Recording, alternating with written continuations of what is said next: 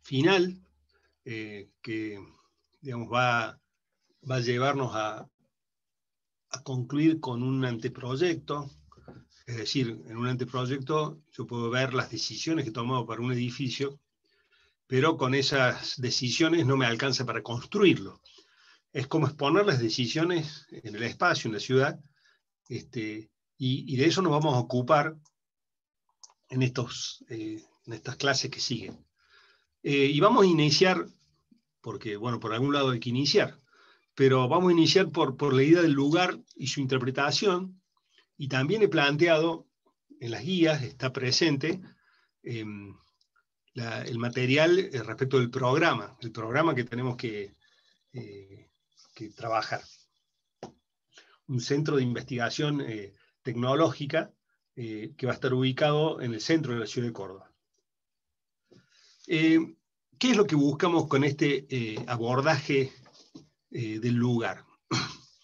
Habitualmente, o muchas veces, se piensa en el lugar como se hace como un análisis del sitio, y cuando vos decís análisis estás pensando en un abordaje un tanto, yo diría, científico, de observar dimensiones mensurables o clasificables o aspectos describibles del sitio, pero vamos a intentar, y no con ello intento descalificar ninguna otra forma de empezar, ni de mirar el sitio, ¿cierto?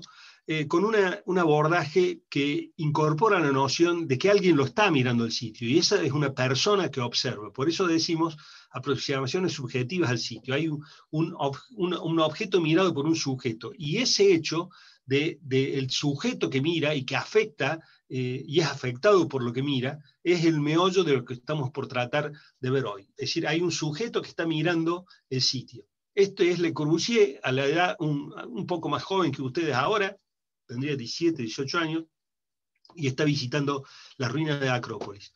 Y él está mirando y está imaginando posiblemente la arquitectura que más influyó en la historia de la arquitectura los últimos 100 años, ¿cierto? Entonces, es la mirada de un sujeto interactuando con un sitio. Pasa que él no estaba mirando Atenas, estaba mirando arquitectura, ¿cierto? Y no estaba mirando algo inmediato, sino que estaba mirando varias décadas para adelante. Y nosotros buscamos eso, que ustedes hagan una interpretación del sitio en que vamos a trabajar. Ya digo, entendiendo que esta es una mirada y una interacción, el encuentro entre una personalidad creativa y un sitio concreto.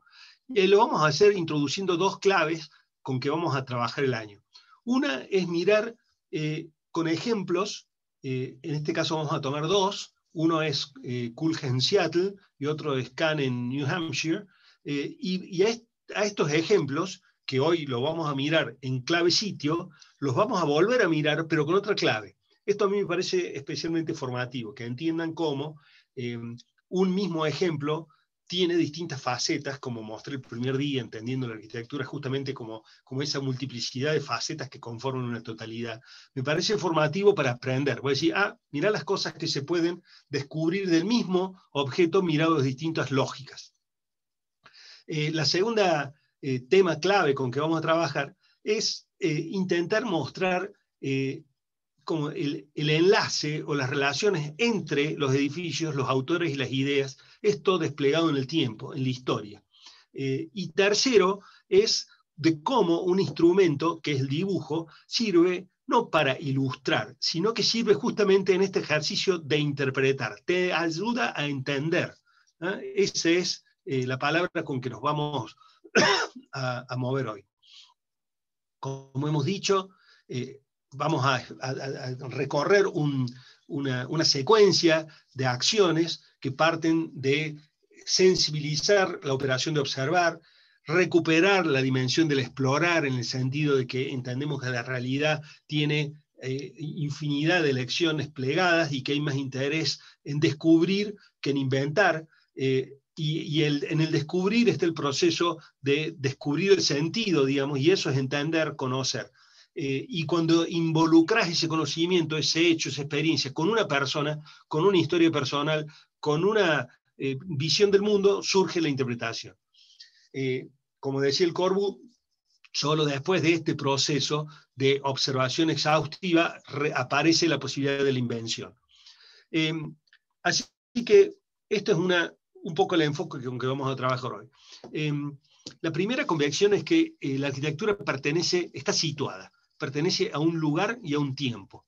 Es el espíritu del tiempo, es los deseos de una época construida, como enseñaba Mies van der Rohe, ¿verdad? Si ustedes fuesen a hacer una catedral o una iglesia, ahora en el siglo XXI, seguramente no van a pensar una catedral gótica como eran estos objetos que estaban pensados para poder ser vistos por los peregrinantes del Camino de Santiago durante kilómetros antes. Era una especie de faro, ese era el sentido de estas catedrales, eran el centro de una comunidad que guiaba en un sentido de procesión. Hoy, en una iglesia en el siglo XXI sería otra cosa. Entonces, ese hecho de estar relacionado con un momento histórico es clave, y esto obviamente se enseña muy bien en las materias de análisis crítico, de cómo la arquitectura emerge y es reflejo de un momento histórico particular. Y de cómo son respuestas a, digamos, espacios físicos concretos y momentos históricos concretos. Es decir, la arquitectura no puede ser entendida fuera del discurso de la historia y de la cultura. Este es el edificio, es un concurso que organiza una sociedad de rascacielos, se llamaba, en Berlín, cerca de la estación de la calle Federico, y que se presentan, bueno, todos los arquitectos contemporáneos alemanes de ese momento, es en 1921, y Mies van der Rohe produce este edificio, un edificio totalmente acristalado, que tiene que ver con lo que estaba pasando en ese momento, con el expresionismo alemán, con los experimentos de Bruno Taut, con lo que ellos llamaban las catedrales de luz, de las gemas. Tienen que conocer los pabellones de Taut para entender un poco el contexto de este edificio. Pero lo muestro el edificio por dos cosas. Este es el primer rascacielos, entre comillas, en realidad tenía 20 pisos nomás, pero era el primer rascacielos de vidrio acristalado que Mies iba a construir luego con sus proyectos en Nueva York, en Chicago, y que después han sido la tipología que está, digamos, detrás del crecimiento de todas las ciudades del mundo. Es decir, este señor imaginó el primer rascacielos vidriado y lo ponía en Berlín. Y fíjense cómo dibuja Berlín. Berlín es esta cosa oscura, negra, que tiene que ver con las ciudades europeas que no siguieron a los cambios que implicó la revolución industrial y se hacinaron. Entonces la arquitectura moderna emerge para poner cambios espaciales a estas ciudades que habían sido, yo diría, atropelladas por los cambios de la revolución industrial. Y los conflictos en Europa en el siglo XX expresan eso, ¿cierto? Bueno, esto es un otro proyecto de Mies van der Rohe donde estás viendo el Berlín oscuro y hacinado previo al siglo XX y esta arquitectura clara, transparente, diáfana, ¿cierto? Entonces, lo que estoy diciendo es que para entender esta arquitectura hay que entender el sitio de donde está instalada. Están asociados, si no, no se la entiende. Hay una primera y obvia relación con el sitio que es, yo diría que como hay sitios que son, ¿cómo decir?, ineludibles por alguna medida. Acá en esta arquitectura de los indios y arquitectos, por cierto, que eran en Estados Unidos, fíjate cómo estos pueblos navajos están tomando del lugar la materialidad, ¿cierto? O esta arquitectura mediterránea hace exactamente lo opuesto y se diferencia por ser estos pueblos encalados en el Mediterráneo, ya sea en Grecia o sea en España, o nuestra Purmamarca. Digamos, hay lugares que son como ineludibles, ¿no? La geografía te impone una arquitectura particular. Pero en ese juego de cómo se relaciona, cómo se articula la arquitectura y el paisaje, o la arquitectura del lugar, se juega un poco el carácter, el destino de nuestra arquitectura. Si hay lugares que son espectaculares, digamos, esto es lo que estoy mostrando acá. Pero hay veces que te toca trabajar en un lugar con menos encanto, y también tenemos que poder descifrar no solamente lo que el sitio pide, sino lo que el sitio podría ser. Hay que tener esa habilidad para descubrir el análisis, digamos, el espíritu del sitio o la vocación del sitio, ¿no? Esto es la casa la casa Douglas, si está el Picho por ahí, siempre la mostramos, pero claro, la mostramos así, a la casa Douglas, que es una obra maravillosa que hizo Richard Meyer allá por 1971, 73, entre el 71 y el 73 la construye, y está colgada, digamos, sobre una de las laderas de una montaña boscosa frente a uno de los grandes lagos cerca de Chicago, ¿no? El lago Michigan en este caso. Es evidente que esta belleza de casa enclavada en este bosque tiene que ver con que el bosque es oscuro y esta casa está empinada, está clavada, fíjate, hasta se ve el puente acá de cómo está resolviendo la idea de la pendiente, ¿no? Pero en este caso, evidentemente, arquitectura y lugar están absolutamente en diálogo, ¿cierto? Esta casa no sería así si no estuviera... si yo le quito los pinos, le saqué el 90% de su interés. Si la pongo en otro lugar, carece de sentido. Por eso digo que es como que está situada.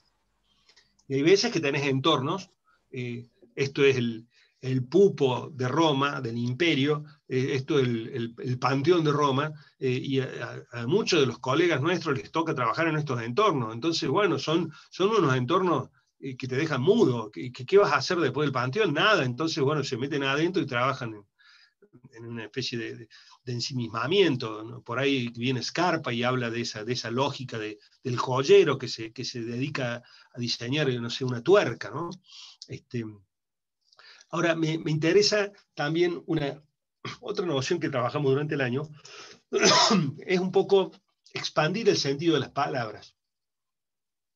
Y mirar en este caso, el sentido de los lugares, cuál es el sentido del lugar en nuestra memoria. Esto es algo que también vamos a trabajar durante el año. Es decir, ¿qué lugares han ocupado en tu vida personal un sentido importante? Porque la experiencia espacial de tu infancia es un recurso proyectual que está ahí siempre disponible.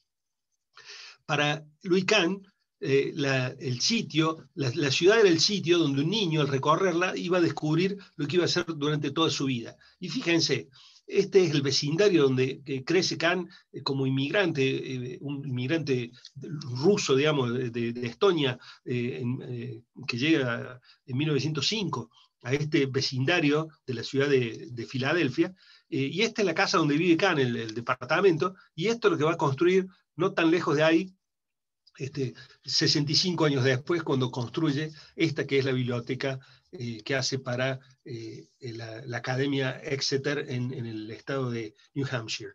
También esto es uno de los ejemplos sobre el cual voy a volver y la vamos a mirar de distintos ángulos.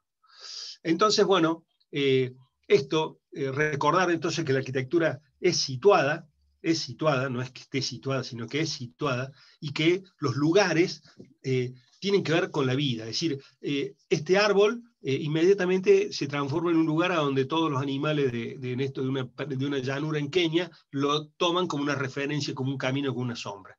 Y el acto de transformar el espacio en lugares, ese es el núcleo esencial de la arquitectura, es la humanización del espacio. Esta marca, esta geometría, estas marcas que estamos haciendo en el espacio con este simple acomodamiento de estas piedras, transforman un espacio indeterminado en un lugar. Ese es el gesto fundacional de la arquitectura, es humanizar el espacio. Hacemos una pausa de 1 minuto y seguimos. Muchas veces es más fácil entender esta dimensión esencial de la arquitectura ¿cómo decir? En una arquitectura elemental. Elemental y esencial están asociados. Y elemental y original están asociados. Cuanto más originario es, cuanto más esencial, más fácil de entender qué es algo. Esto es una idea de los poetas y que se la podemos tomar prestado. Eso es lo que hace Heidegger con la palabra. Estudiar el origen para entender el sentido actual de las palabras. Y me parece que a lo que nos pasa a nosotros, que estamos a veces muy ensimismados en la vida de nuestras ciudades y perdemos noción de qué es esencialmente la ciudad y los lugares de la ciudad.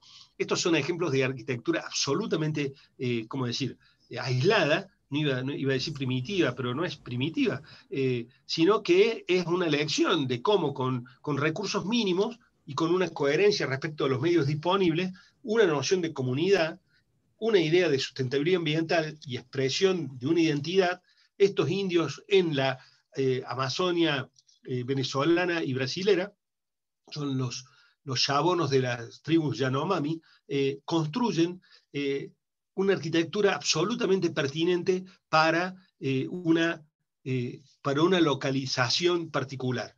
Mirá qué lección de arquitectura, esto es una lección de clima, de comunidad, el patio, es la casa y es la ciudad al mismo tiempo. Es un edificio absolutamente amigable con el entorno que terminado se puede trasladar y regenera la vida de la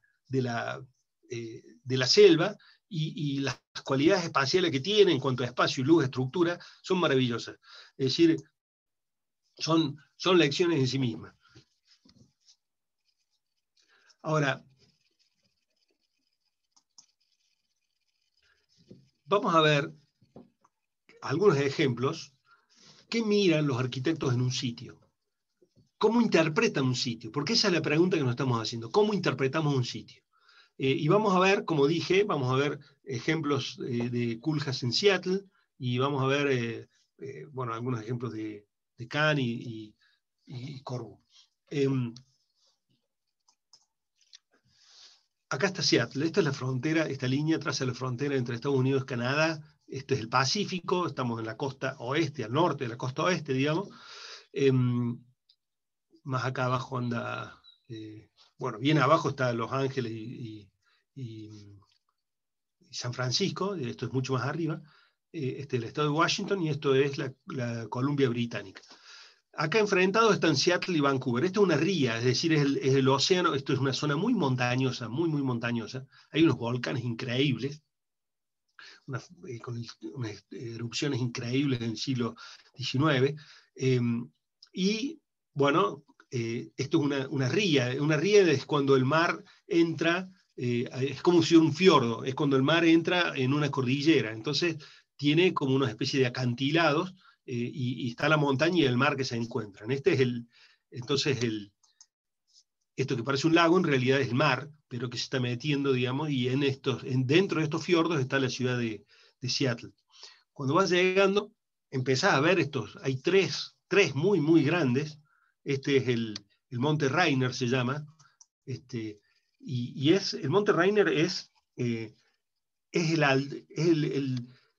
la montaña más alta de América si la tomás desde cero. Es decir, la más alta obviamente es la Aconcagua, que tiene más de 7.000 metros. Pero claro, el Aconcagua vos lo ves arrancando de una plataforma muy alta. Entonces, lo que asoma el Monte Rainier, que son 4.300 metros, es la altura más grande de una montaña en América. Es realmente espectacular, ya te digo, se nota cuando vos vas en el vuelo, de golpe de esta cosa que realmente de una escala descomunal. Viste que el avión y la vista aérea tiende a achatar todo, de golpe está esta singularidad que realmente se nota como una cosa así media descomunal. Bueno, este es entonces los indios le llamaban Tahoma o Tacoma, y acá abajo ves la ciudad de Seattle. Entonces, bueno, este paisaje está aprovechado por estos miradores famosos también en Seattle. Seattle es la ciudad donde está Amazon, donde está Microsoft, o sea, acá vive Bill Gates, acá está la fábrica de Boeing, ¿sí? Un lugar interesante. Y bueno, acá hay un concurso para una biblioteca pública en pleno centro de Seattle, y la gana Rem Koolhaas, por suerte, porque hace un proyecto maravilloso. Si vos lo chumeas por Google Maps, te vas a encontrar esto, y si lo vas caminando, tenés esta calle típica de una ciudad norteamericana, y de golpe ves ese brillo allá al fondo. Cuando vas llegando, ves que ahí hay algo que brilla. Bueno, esa es la biblioteca, y acá ves otro de los condimentos del sitio, nos vamos acercando, que es la pendiente de esta calle transversal. Hay una calle, una avenida, viste que los yanquis organizan las ciudades en avenidas y calles. Las avenidas estas son prácticamente horizontales, y las calles en este sentido bajan buscando el lago y el puerto, ¿cierto? A medida que te acercas, bueno, esa es la biblioteca. que asoma como una especie de caja que resemantiza, por decirlo así, el lenguaje del Corte Inglés de los edificios que hace Mies van der Rohe desde Chicago y Nueva York, ¿cierto? Es decir, la verdad que un edificio muy, muy lindo. Este es el acceso desde la avenida, y lo que hace es esta especie de plegado, de papiroflexia, digamos, que retoma el lenguaje de los edificios del costado y los retransforma.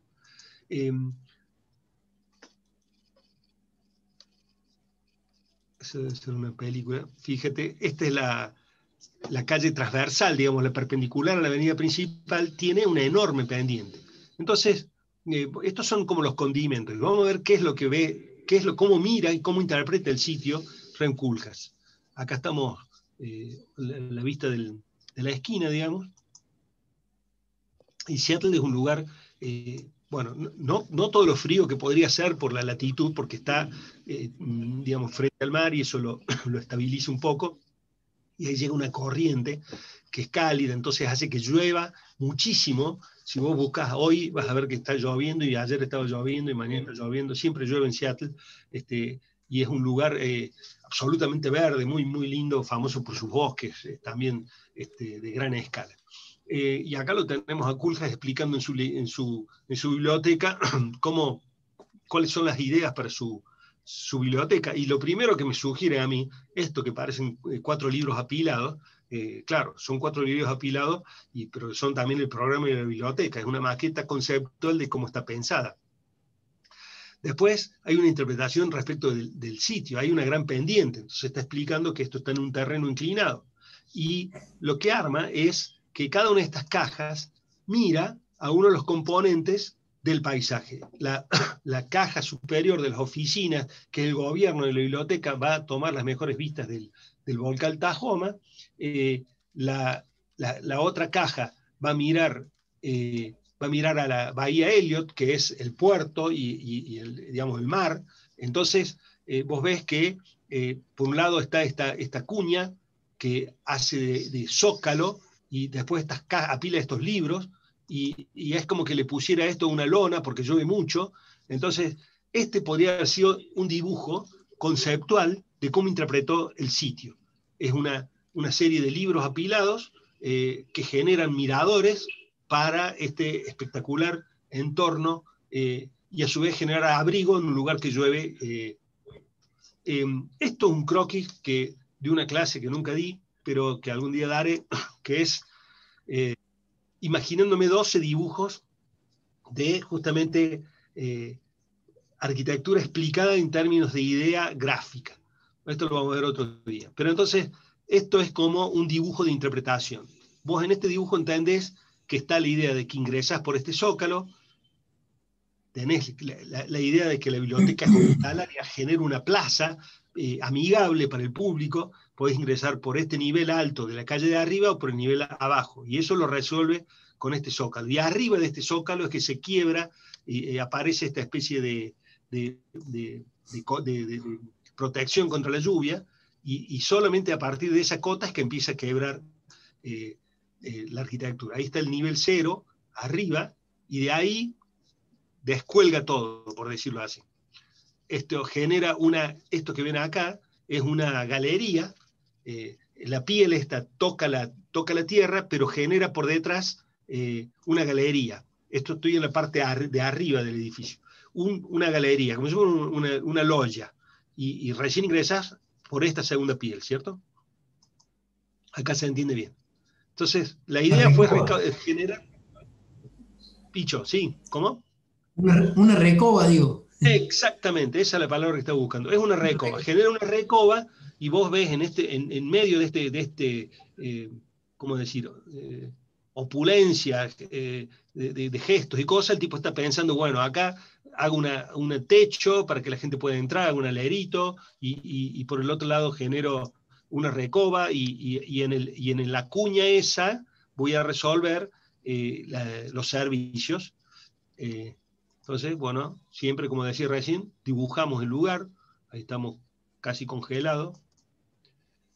la piel con vidrio, acá se le quita el vidrio y genera, como decía Picho, la recoba, y este es el punto cero del cual salen todas las directrices, está marcado en el terreno, digamos, y en el interior la idea es simplemente la ciudad continúa y él techa con una gran carpa un fragmento de la ciudad y genera unas plazas adentro como quien estuviera paseando por la ciudad, simplemente que la ciudad te ofrece este espacio exuberante, digamos, con este gran paraguas, para que vos puedas alojarte. Está lleno de gente acá leyendo y aprovechando este espacio público. Siempre Koolhaas propone estas alternancias de este espacio, de golpe vos estás en el segundo piso y es todo rojo y en el otro es todo amarillo, y siempre yo diría como exuberancia estructural, bueno, realmente espectacular el edificio. El paso que nos va a seguir va a ser entender también, cuando empecemos a trabajar con el programa, que también vamos a tener nuestra estrategia, de cómo todo esto aloja unas ciertas condiciones de actividades funcionales. Pero ustedes ya son expertos en actividades funcionales, saben ingresar, recorrer, encontrarse, podrán también saber buscar libros y leer y tomarse un buen café. ¿Por qué no? Vamos a ver otro ejemplo, nos vamos a cambiar de continente, y este tiene como lógica transformar los problemas en oportunidades, y si, como hemos hablado, cuando hablamos, creo que en alguna de las clases iniciales le mostré Venecia como pantano, y de cómo alguien, en vez de decir drenen el pantano, que hubiese sido una actitud un poco técnica más aceptable, no decidió hacer la mejor ciudad del mundo sin drenar el pantano, ¿no? Esto lo hemos visto. Venecia sigue teniendo, a pesar de todos los esfuerzos que hace, tiene un estuario de estos ríos, y hay una laguna, pero claro, está separada del mar Tirreno, del Adriático, por una línea muy delgada que se llama el Lido, que la ven aquí, y claro, eso es lo que pasa, que cada tanto la fuerza del mar, que es brutal, hace que Venecia recuerde que está en una laguna, y bueno, y vuelve a ser laguna. Estas son fotos del año pasado. Por supuesto, siempre se le pueden descubrir posibilidades a la realidad, ¿no? Pero sigue siendo un problema el agua en Venecia. Carlos Scarpa, gran arquitecto que trabaja en la zona norte de Italia, hace este pequeño edificio, una fundación, que tiene una colección de arte, digamos, que se llama la Fundación Stampaglia, y que trabaja la noción de esto, la naturaleza del sitio donde él trabaja, que es Venecia, que está caracterizado por esto que se llama el agua alta, que cada tanto sube el agua, y su edificio incorpora el agua en las dos versiones. Tenés un edificio con el agua baja, que es este, y un edificio con el agua alta, que es este. Es decir, hay un sistema de canales por dentro que incorpora, transforma este problema en una oportunidad. Esto es un poco una actitud, yo diría, creativa de cómo interpretar un lugar. Esto está mucho más allá de, ¿cómo decir?, de la solución técnica. Hay una persona con una sensibilidad que determina que el agua no es un problema si vos la incorporás. No hablando del agua como problema, sino el agua como paisaje, fíjense estas simples 3 diapos. Esto es el laboratorio de Louis Kahn, que también lo vamos a estudiar a lo largo del año. Él está haciendo un edificio para Jonas Salk. Jonas Salk es el que inventó la vacuna de la polio. Imagínate como si ahora alguien inventase una cura definitiva para el coronavirus. Bueno, sería un héroe mundial. Ese héroe se llamaba Jonas Salk, que estamos a finales de la década del 50, los primeros años del 60. Kahn hace varios proyectos y está dando vueltas sobre el jardín hace unos estudios, unos laboratorios, están separados por un jardín. Al fondo está el Océano Pacífico. Y dice, está estudiando 2 años qué plantas poner en el jardín, qué árboles poner en el jardín, y no consigue tomar la decisión. Hasta que lo llama a Luis Barragán, un gran arquitecto mexicano, gran paisajista también. Acá le había importado justamente su dimensión paisajística, y tiene una reunión con Jonas Salk, con Louis Kahn, en la obra, y Barragán hace este dibujo. Hace este dibujo y dice, bueno, usted lo que tiene que hacer acá, esto no es un jardín, esto es una plaza. Y hace en el maravilloso espacio de los laboratorios Salk, cerca de San Diego, en las proximidades de Los Ángeles. Cuando vayan a California, Los Ángeles, van a San Diego, y ahí van a encontrar esta maravilla. Y el tipo, Barragán le dice, esto no es un jardín, esto es una plaza, y si usted hace esto ganará una quinta fachada, una fachada del cielo. Estaba hablando evidentemente de que el océano era el objeto a mirar y no había mucho más que proponer. Hacemos una pausa de 1 minuto y seguimos.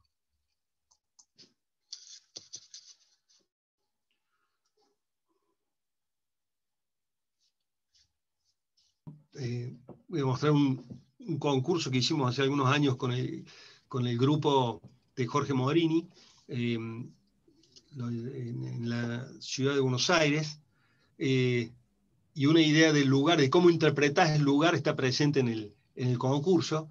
En Buenos Aires, ustedes saben, esto es Recoleta. Esto es el barrio de Recoleta. Esto es el cementerio, digamos, de Recoleta, y esto es, bueno, el barrio más paquete de la ciudad. Y el concurso era como poner en valor este monumento ecuestre que está acá, al costado del Palais del Glas, y ayudar a la gente a cruzar, porque acá en esta avenida que se llama Alcorta, cruzan los autos a gran velocidad. Entonces, bueno, había una necesidad de generar una mejora en la vinculación peatonal de las distintas partes de este parque en Buenos Aires. Acá está el puente de Galo, que es de donde saca Morini la idea de hacer ese mismo puente, que acá es de hormigón, y lo reproduce en metal en el acceso al parque de la ciudad, ¿cierto? Bueno, por ahí hay unos gomeros gigantes que nos regaló, creo que fue la reina Victoria, unos gomeritos que tienen, no sé, 90 metros de diámetro, son realmente espectaculares. No sé si los tienen presentes, hay varios de estos en las plazas de Buenos Aires, y son una cosa descomunal. Entonces, en el proyecto nuestro se tomaban estos gomeros, y la idea era que el puente que proponíamos nosotros, que está acá están los gomeros, y este era el puente. Ese puente era como una raíz que salía de estos gomeros y atravesaba la calle. Es decir, acá estaba el gomero, y esta salía, así que era un puente verde, era un puente forestado. Ahí lo ven al corte, que es igual al que años después hizo Morini acá en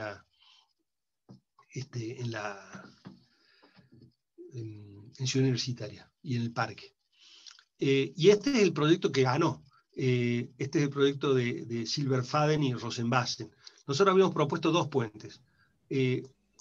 Uno era el puente verde, y otro era este puente, que lo que hacíamos, le ponía una clave de vidrio a una especie a ver, acá no se va a entender. Le hacía una clave de vidrio a un paso subterráneo. Entonces la idea era llevar luz al paso ese subterráneo para que no fuera tan peligroso, tan oscuro. Pero el que gana hace esto. Con esta geometría acorta la sección de largo del paso. En vez de iluminarlo, lo acorta. Y yo hago acá un paréntesis y digo, bueno, si esta es la idea del edificio que nos ganó, también estaba presente en el árbol que yo había dibujado, simplemente que lo miró otra persona y vio otra cosa. Con esto quiero decir que las mismas claves pueden servir para 1000 proyectos, ¿no? Pero están ahí, son el encuentro subjetivo de una persona con un sitio, ¿no? Otra idea que ejemplifica esta noción ¿cómo decir?, de interpretación, emerge de este lugar increíble. Esto es la la ciudad de Tikal, en la selva lacandona, a la selva del Petén. Esto está en el límite entre Guatemala y México, ¿no? Y como siempre el dibujo, y el dibujo acá servía para interpretar esa idea de mar verde, de mar verde, de la cual la arquitectura emerge por encima de esa cota, pero claro, para acá abajo tenés 60 metros de altura, que están por debajo de la selva, ¿no? Es decir, que esto sería como una especie de corte de interpretación. ¿Mm? Y John Hudson, por la década del 50, visita el danés, que hemos hablado siempre de la obra ¿cómo se llama?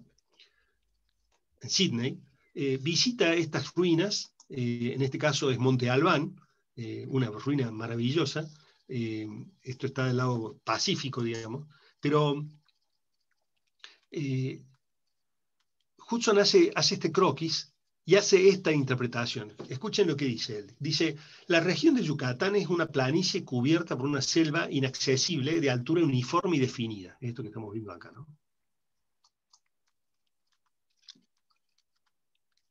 Vos ponete que sos el arquitecto que está ahí y mirá qué ve él, dice. La región de Yucatán, digo, es esta planicie cubierta por una selva inaccesible de altura uniforme y definida. En esta selva los mayas vivían en villorrios rodeados de pequeñas parcelas de terrenos despejadas de árboles para dedicarlas al cultivo, teniendo como fondo y también como techo la jungla calurosa y húmeda. Al introducir el uso de la plataforma en su nivel superior, ubicando a la misma altura que las copas de los árboles, los mayas descubrieron sorpresivamente una nueva dimensión de la vida, consonante con su devoción a los dioses, A ver. Desde allí tenían acceso al cielo, las nubes y la brisa. Esto es una interpretación. Esto no es que sea cierto, no es que uno va y va a ver eso sí o sí. Hay una persona que va y descubre eso. Eso le llamó la atención a Hudson. Desde que Hudson se subió a esa plataforma, no se bajó más.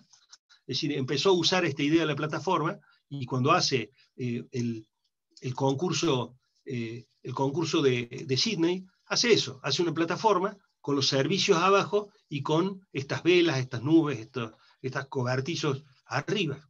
Es decir, una idea de un lugar la está trasladando a otro lugar, pero una idea y una interpretación. Y si fíjate, estas gradas, estas terrazas también están presentes en esta arquitectura mesoamericana. Este es el dibujo con el que gana el concurso. Ahí están las gradas, ahí están estas piezas, esta especie de velas, de caracoles al sol. Hay otra interpretación, él dice que interpreta la bahía de Sydney como un lugar oscuro. Entonces él se imagina esta arquitectura como algo brillante, algo que aporte luz. También hay otra interpretación. Después viene el proyecto, el estudio, el rigor geométrico. Las cáscaras enteras son todas fabricadas con radios del mismo círculo. Entonces son porciones son cascos de una esfera. Eso facilita su construcción. Pero lo que les quiero mostrar es que en buena medida esta arquitectura mesoamericana y la interpretación que Hudson hace al visitarla, generando la idea de la plataforma y las gradas, es la que está por detrás de esta arquitectura tan espectacular, tan característica de un sitio, ¿no? Y esta misma idea de la plataforma de piedra es la que hace el propio Hudson en la casa de Canlis en Mallorca. Ahí lo tenés a Hudson construyendo el mismo, con la cuchara en la mano, la casa de Canlis, que la hemos visto cuando hablábamos de la ventana como un paradigma arquitectónico. ¿Se acuerdan? Esto lo vimos. Y que esa ventana, con el marco por fuera, provenía de una idea de Dinamarca, de Sigurd Leibniz.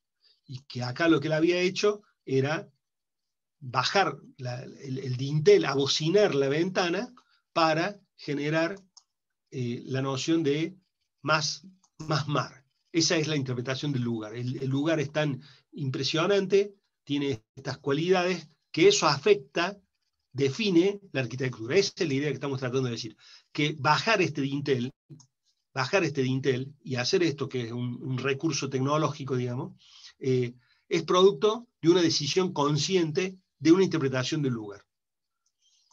Y que vamos a ver cómo esa interpretación del lugar es parte también, se enlaza a través del tiempo, de la historia y la arquitectura. Hudson conoció a Álvar Aalto allá por el 1946 y Rafael Moneo conoció a Hudson allá por el 61. Trabajó en su estudio y también se llevó Moneo buena parte de las ideas de las plataformas mesoamericanas. Hacemos acá una pausa de 3 minutos y ya seguimos. ¿Ven bien? Sí, se ve perfecto.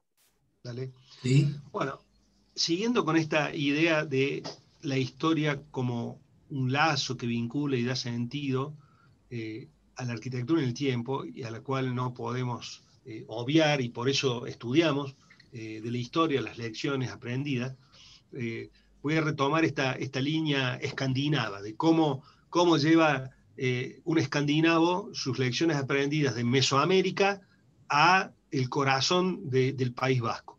Esto es San Sebastián, en esta ciudad que abre sobre el Atlántico Norte, en la desembocadura del río Urumea, que ven ahí en la foto, y la ciudad de San Sebastián, donde está el famosísimo Peine de los Vientos de Chillida, a quien hemos visto por sus montañas en Tenerife, la escultura de Tendaya. Hay un concurso en esta ciudad para poner un centro de unas salas de concierto, digamos, ¿no? Y voy a leer la memoria de Rafael Moneo, que es gran docente y es muy claro, muy arquitectónico, digamos, y excelentemente claro para explicar qué es esto de interpretación. Dice, el terreno donde va a ubicar, había un edificio que se llamaba el Gran Cursal, que estaba acá, que estoy marcando. Y él dice, el terreno del Cursal es hoy todavía un accidente geográfico. A mi entender, es crucial que lo siga siendo. A mi entender, el de él. A mi entender, es crucial que lo siga siendo un accidente topográfico. Que no desaparezca tal condición al transformarse el solar en ciudad, el terreno en ciudad, perdiendo así los atributos naturales que aún conserva. De ahí que nuestra propuesta para el auditorio y la sala de congresos, piezas claves del complejo cultural que se va a proyectar, las entienda como dos gigantescas rocas que quedaron varados en la desembocadura del Urumea. No pertenecen a la ciudad, son parte del paisaje. Él dice que este terreno no pertenece a la ciudad, sino que es parte del paisaje. Eso, evidentemente, es una absoluta interpretación de Moneo. No es ni cierto ni no cierto. Es cómo se relaciona él con una situación. Le toca este enclave, se va a demoler ese viejo edificio, que se llama, ahí tenés, el Gran Cursal, lo van a demoler y ahí van a hacer un nuevo proyecto. Y él dice, esto es topografía, no es ciudad. Otro podría haber dicho, no, esto es un pedazo de ciudad y chao. Esa es una interpretación.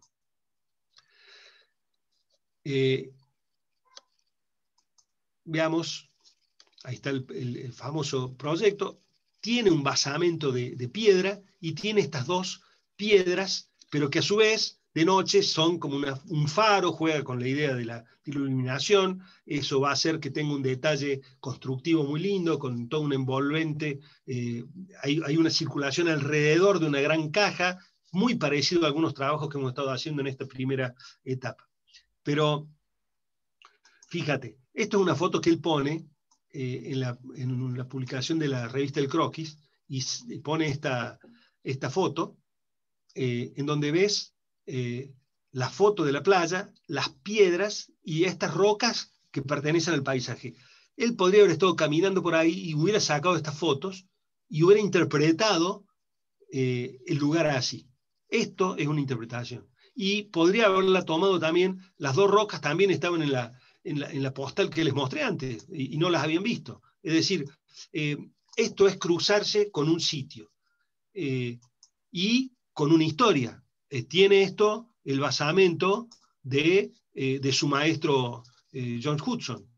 Está ahí. Y él aparte le da una vuelta de tuerca, incorpora una referencia.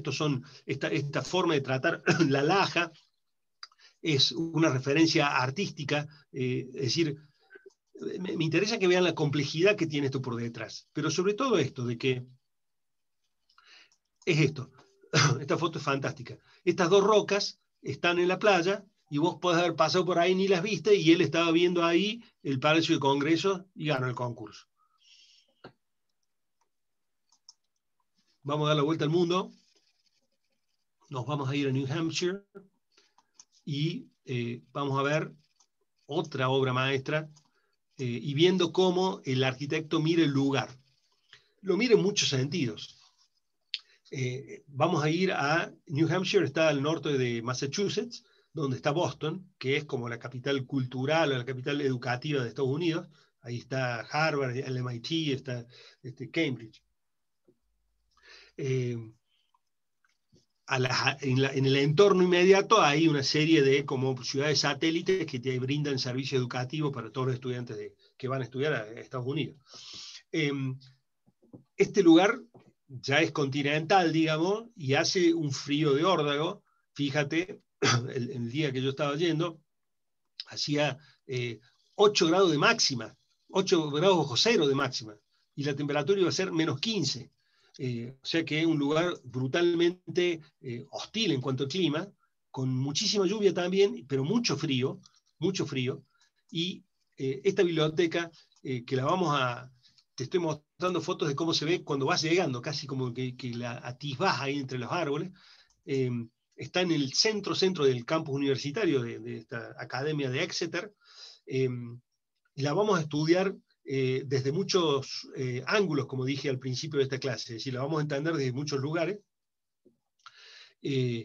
pero la voy a mostrar solamente en el sentido de cómo la lluvia y el frío hacen que Kant tome una decisión, que es, como ven, este edificio no tiene una puerta. ¿Por dónde ingresas? Tiene 1.000 millones de puertas. Tiene también una loggia que te permite ingresar por cualquier lugar.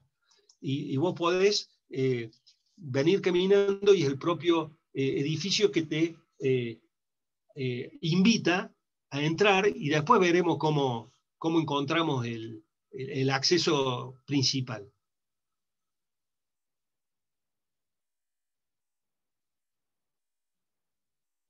Él dice, es una puerta para un campus. Estás en cualquier lugar y podés entrar de cualquier lugar.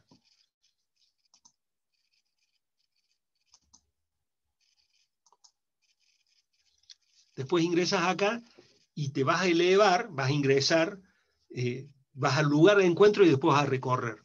O sea, es la misma secuencia que hemos estudiado en nuestro ejercicio inicial. Como les dije, vamos a entrar otro día al edificio.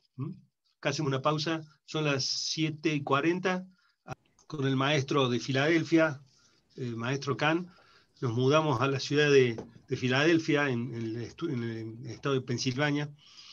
Esto es una ampliación de unos laboratorios de investigación que hace Louis Kahn para la propia Universidad de Filadelfia, Universidad de Pensilvania. Y es interesante porque es un antecedente de lo que va a ser la obra que mostré recién en donde interviene Barragán.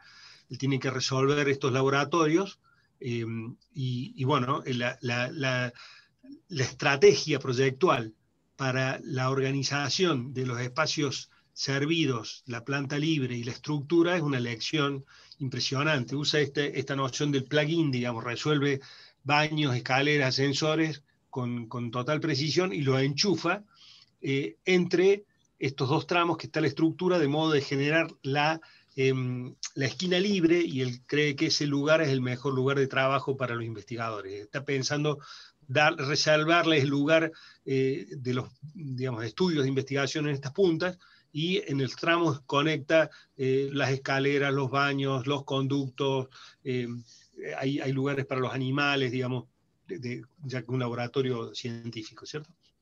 Famosísimo antecedente de lo que va a ser, dije, el laboratorio que hace para Jonas Salk unos años después. También lo vamos a poder mirar desde la lógica estructural. Esto es algo que vamos a empezar a estudiar de acá a poco.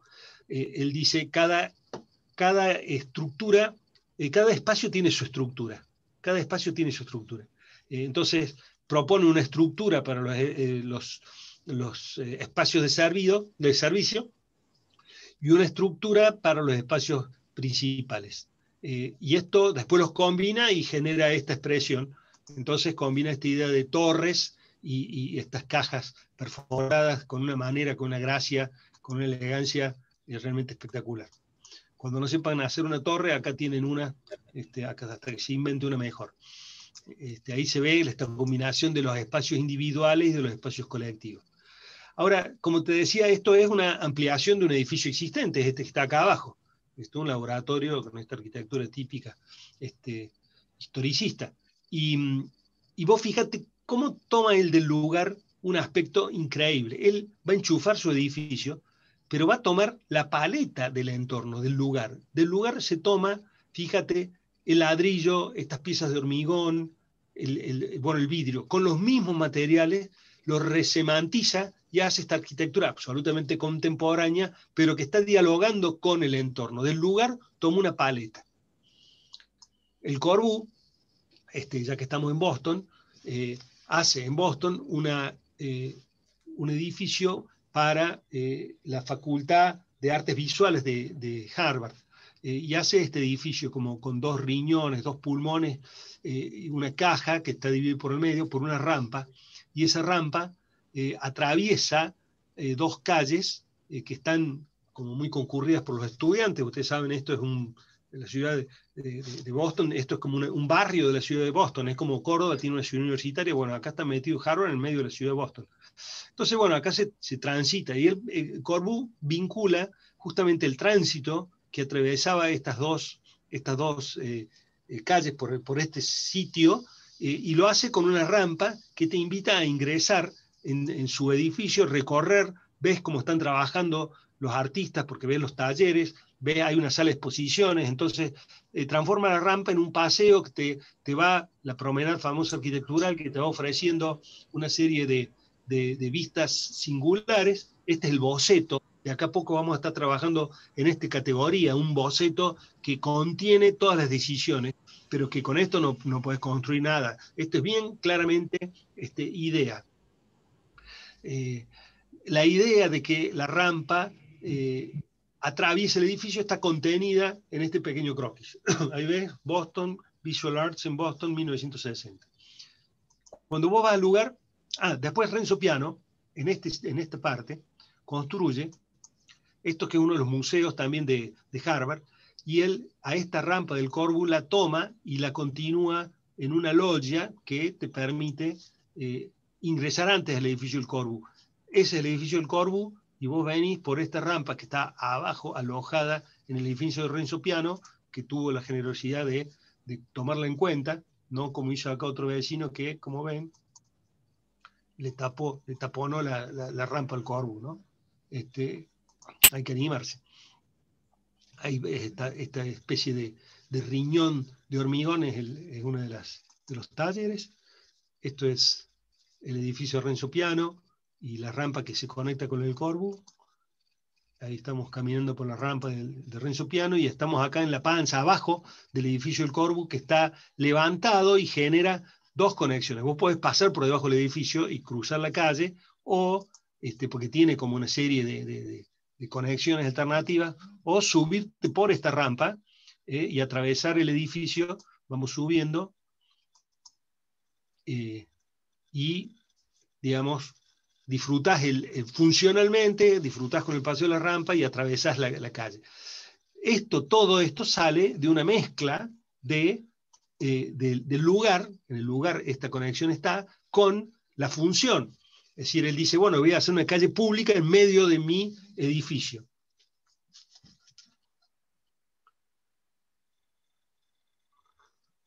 Con esto quiero decir que las ideas para el sitio son de las más variadas, ¿no? No se remiten solamente a una cosa técnica ni mensurable. Hemos visto una serie de muy diversas formas de mirar los lugares. Esto es Escocia, este es el Parlamento de Edimburgo, una obra que gana por concurso Enric Miralles, que es terminada poco después de la muerte de Enrique en el año 2000. Una obra muy, muy interesante, la vamos a estudiar, como dije, de distintas maneras y con distintos enfoques, pero yo lo interpreto como una especie de puerto, de convergencia de estas naves que representan bueno, las distintas comunidades que conforman el pueblo escocés. Justamente la idea es que es un parlamento, entonces están todas las comunidades representadas. También tiene una interpretación paisajística. Él ubica el edificio en un borde de la ciudad frente a un parque y una montaña, y él dice, bueno, hago una especie de anfiteatro al aire libre, y adentro cubro uno de esos anfiteatros, como diciendo que la sala del Congreso es nada más que un escenario más, que en este caso está cubierto, ¿no? Pero me gusta pensar que este edificio, acá tengo un video de esta parte interior, no sé si se vio bien el otro video que mostré de Exeter, es difícil mostrar videos por Zoom, pero dice. Este es el hall que está en el acceso a la sala, del chamber, con estos barcos vistos de abajo para arriba, que ya es algo que venía de la tradición española, y alguna otra arquitectura que hace este mismo recurso, transformadas en luceras, un edificio de una exuberancia increíble.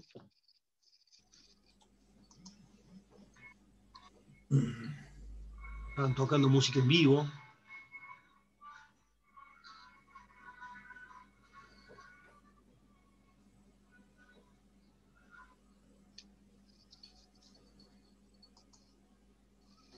Estamos bajando de la sala de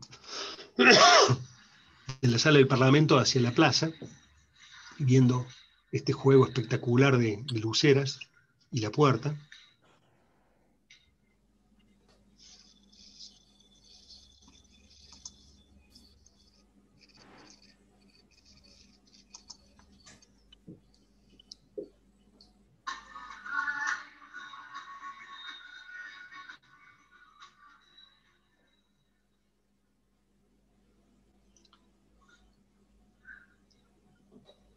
Y siempre el dibujo, intentando atrapar en este caso una atmósfera muy, muy mágica.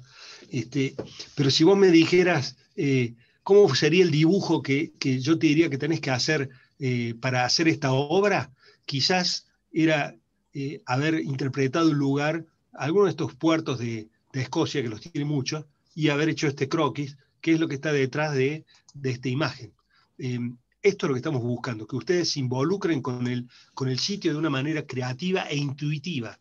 Esa misma manera intuitiva y creativa con que Hudson vio una selva, imaginó en la plataforma una situación que le iba a servir a él para organizar edificios años después, a él y a sus discípulos, ¿cierto?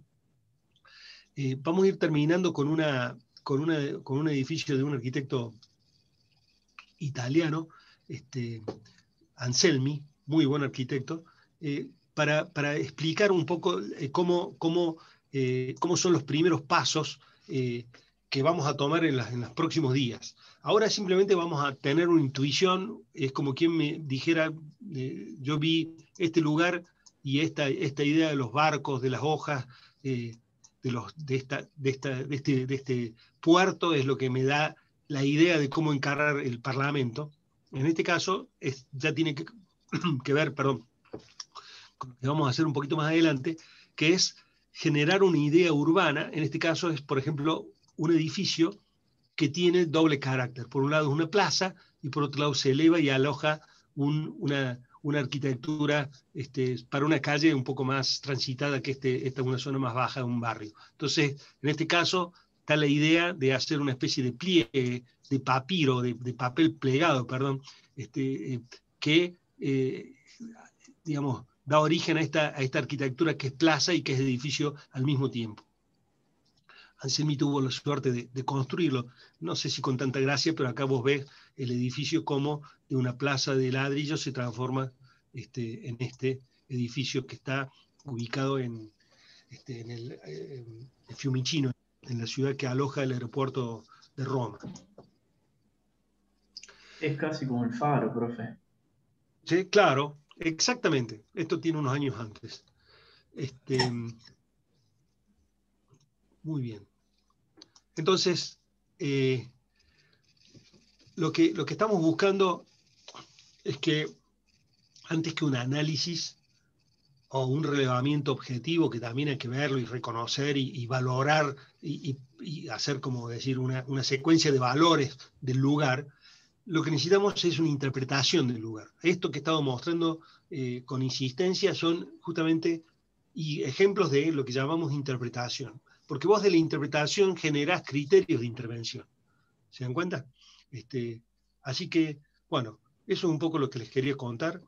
Lo que va a seguir después, vamos a hacer un trabajo como de preforma, que va a llevar a una voluntad formal. Después vamos a trabajar con un programa, y transformaremos ese programa en un anteproyecto. Así que bueno, eso es lo que les quería contar hoy, y lo que vamos a hacer